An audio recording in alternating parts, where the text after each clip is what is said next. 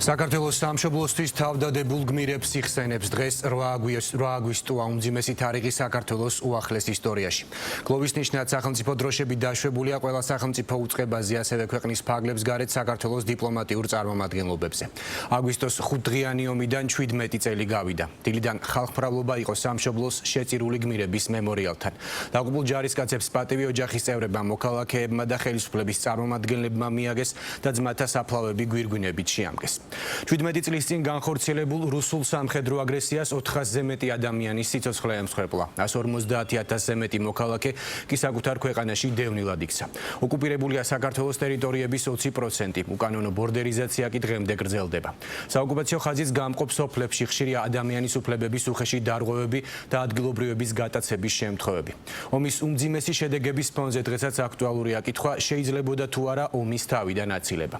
მძიმე ბრალდებები ისმის ნაციონალური მოძრაობის მისამართით. მოქმედი ხელისუფლება ყოფილს გარეძალების დავალებით ომის დაწყებაში სამშობლოს ღალატსა და ქვეყნის ეროვნული ინტერესების საწინააღმდეგო მოქმედებებში ადანაშაულებს. მწვავეა საპასუხო ბრალდებების ოპოზიცია ხელისუფლების განცხადებებში რუსულ ნარატივს ხედავს. 6200-ზე მეტი დღე, 17 წელი. თითქოს ბევრი დრო და ამავდროულად ძალიან ცოტა საიმისოდ, რომ რამემ გაანელოს ტკივილი, გაჩერებული სუნთქვის, შავებ ჩაცმული ოჯახების, მთელი სიცოცხლე ნაშენები და ერთ დღეში მიწასთან გასწორებული სახლების, იძულებით შეცვლილი ცხოვრების, საკუთარ ქვეყანაში დევნილობის ტერიტორიების დაკარგვის. კალენდარზე ის დღეა, რომელიც საქართველოს უახლესი ისტორიის ყველაზე მტკივნეულ მოგონებებს ინახავს. 17 წელი კი არა, რამდენი წელიც კიდე გავიდეს ეს იქნება ჩემთვის მტკივნეული საშინელი დედისთვის, რომელიც არასოდეს არ განელდება. 17 ძალიან მძიმე წელი გავიდა.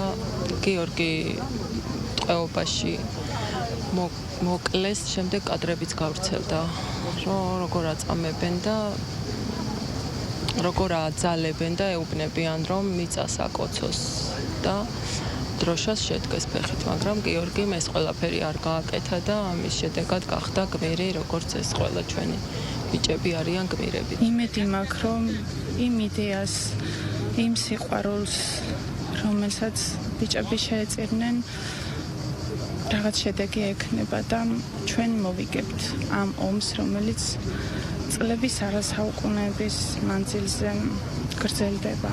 დღეს ის დღეა, რომელიც ჭირის უფალთაც და ხელისუფალთაც ერთად უყრის თავს ადგილზე, გმირების სამარადისო განსასვენებლად რომ იქცა, თუმცა არც დღევანდელ დღეს ჩაუვლია პოლიტიკური განცხადებების გარეშე. მოქმედმა ხელისუფლებამ თქვა, რომ 2008 წლის აგვისტოს ომზე პასუხისმგებლობა ნაციონალური მოძრაობის ხელისუფლებას ეკისრება, რადგან ყოფილი პრეზიდენტი მიხეილ სააკაშვილი გარეთ დაკვეთით მოქმედებდა პროვოკაციებს წამოეგო და ქვეყანას ომი ვერ აარიდა. ყველას გვაქვს ჩვენი ვალდებულება ჩვენი სამშობლოს წინაშე, რომ დავიცვათ ჩვენი ეროვნული ინტერესები. ავარიდოთ ჩვენ სამშობლოს ყველა ხიფათი. უსაფრთხოება არის პირველ რიგში, რომ სწორედ არ მოხდეს, რომ ჩვენი სამშობლო იყოს საფრთხის წინაშე და იყოს ომის, ასე ვთქვათ, საშიშროების ქვეშ. ეს არის ვალდებულება სახელმწიფოსი. ამიტომ, ეფარებიან ის ადამიანები ჩვენი გმირი ჯარისკაცების ვაჟკაცობას და გმირობას. ყველას ჰქონდა თავისი ვალდებულება, რომ აერიდებინა ეს ომი სამშობლოსთვის, მაგრამ ეს არ გაკეთდა. ჩვენი ვალია ყოველ წელს და მუდმივად პატივი მივაგოთ თითოეული მათგანის, თითოეული ჩვენი გმირის ხსოვნას. რაც შეეხება ზოგადად აგვისტოს ომს, 8 აგვისტო არის ტრაგიკული თარიღი. ეს იყო უმძიმესი ავანტურა, ღალატი, რომელიც ჩაიდინა მაშინდელმა ხელისუფლებამ. და ეს დღე შეგვახსენებს ჩვენ იმას, რომ აუცილებელია ქვეყანას მართავდეს სუვერენული ხელისუფლება. ისეთი ხელისუფლება, რომელიც მოქმედებს საკუთარი ეროვნული ინტერესების კარნახით და არა გარეძალების კარნახით. ხვალ რო შევიჭრა ჩვენ ცხინვალში ან სოხუმში, ეს იქნება ჩვენი დანაშაული და ჩვენი ღალატი. რატომ? იმიტომ რომ ეს იქნება ავანტიურა. რუსეთს აქვს უკანონოდ ოკუპირებული ჩვენი ტერიტორიების 20% და რა თქმა უნდა არაფერი არ ამართლებს რუსეთის ქმედებას. ეს დღე ჩვენ ბევრ რამეზე გვაფიქრებს უპირველეს ყოვლისა ჩვენი გმირების ჩვენი ჯარისკაცების მიერ ჩადენილ გმირობაზე, გვაფიქრებს ჩვენს მოსახლეობაზე, რომელიც იძულებული იყო, გამოსული იყო საომარი ტერიტორიიდან და გვაფიქრებს იმაზე თუ რამდენად მყიფეა მშვიდობა. დღესაც ისევე მყიფეა მშვიდობა და ისევე მომენტალურად შეიძლება შეიცვალოს სიტუაცია, თუ კი ჩვენი საზოგადოება ბრძნულად არ იმოქმედებს. ამიტომ ეს დღე არის ერთის მხრივ ჩვენი გმირების მოგონების და მეორეს მხრივ ჩვენს მომავალზე დაფიქრების დღე. 8 აგვისტო არის ტრაგიკული დღე საქართველოს უახლეს ისტორიაში, რომელმაც უდიდესი ადამიანური დანაკარგი, პოლიტიკური, ეკონომიკური და სოციალური უმძიმესი შედეგები მოუტანა ქვეყანას. ქეთს ვიხრი ჩვენი მებრძოლების წინაშე, მათი სახელი უკვდავია, ისევე როგორც მარადიულია საქართველო, მისი თავისუფლება და სუვერენიტეტი. დღეს უმძიმესი დღეა თანამედროვე ქართულ ისტორიაში. 17 წელი გავიდა რუსეთ-საქართველოს ომიდან. აქ განისვენებენ ის ჯარისკაცები, ის ვაჟკაცები, ის საქართველოს შვილები, რომლებიც მათ დაიცვეს საკუთარი სამშობლო და საკუთარი სამშობლოსთვის გაიღეს ყველაზე უფრო მეტი საკუთარი სიცოცხლე. ჩვენ როგორც თავდაცვის ძალები, თავდაცვის სამინისტრო, მეც პირადად გავაკეთებთ ყველაფერს იმისათვის, რომ ღირსეულად ვატაროთ მათი ხსოვნა და რა თქმა უნდა, ხელი შეუწყოთ ყველანაირად მათ ოჯახებს. ქვეყნის ღალატში დადანაშაულებული ნაციონალური მოძრაობა თავად საუბრობს ოცნების ღალატზე და მოქმედ ხელისუფლებას მიუთითებს, რომ მათი განცხადებები კრემლის გზავნილებს ემთხვევა.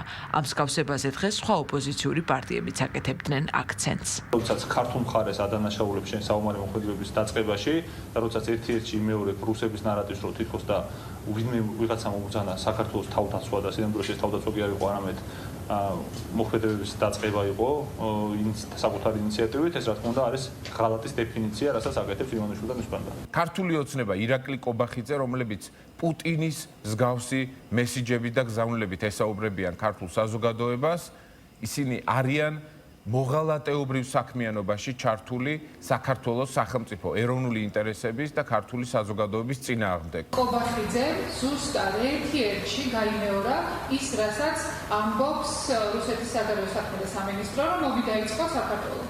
რეალურად განსხვავება მხოლოდ არის იმაში, რომ კრემლში საუბრობენ რუსულად და კობახიძე ამ ყველაფერს ქართულად ახმოვანებს. საკუთარ ბრალდებებს ქართული ოცნება საერთაშორისო დოკუმენტებით ამყარებს. ერთი ნაციონალური მოძრაობის მხარდაჭერილი ევროსაბჭოს რეზოლუცია, მეორე კი ჰაიდი ტალიავინის დასკვნა.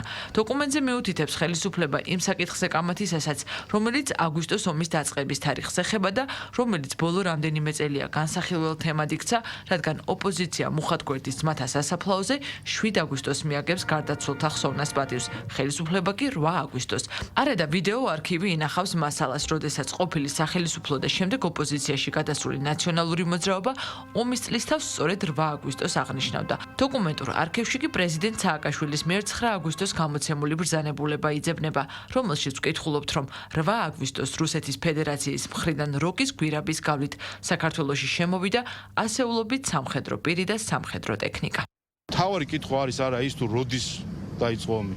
თავარი კითხვა არის რატომ დაიწყო ომი და სწორედ ამ კითხვიდან ყურადღების გადასატანად არის მცდელობები თარიღებით მანიპულირებით. გახსოვთ მოწოდებები, რომ დღეს რუსეთი აგებს ომს და საჭირო არის რომ გამოვიყენოთ ეს მომენტი.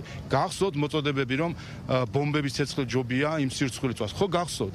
აი ზუსტად აი ამ მოწოდებებს და აი ამ ზეწოლას ვარ დაყვა პატრიოტული ხელისუფლება, ამიტომაც არ დაიწყო 2022 წელს ომი და სწორედ იმიტომ რომ 2008 წელს იყო მარიონეტული რეჟიმი, ამიტომაც მოხდა 2008 წელს აგვისტოს ომი. აი ეს არის მთავარი პასუხი. წლების განმავლობაში კიდევ ერთხელ გავიხსენოთ 2009 წელი, 10 წელი, 11, 12 და ამ შემდეგ, ხო, წლების განმავლობაში ეს ადამიანები აღნიშნავდნენ ომის დაწყებას 8 აგვისტოს და 10 წლის თავზე უცბად გადაწყვიტეს, რომ არა 8 აგვისტოს, არამედ 7 აგვისტოს დაწყებულა ომი. 10 წელი როდის დაიწყო ომი.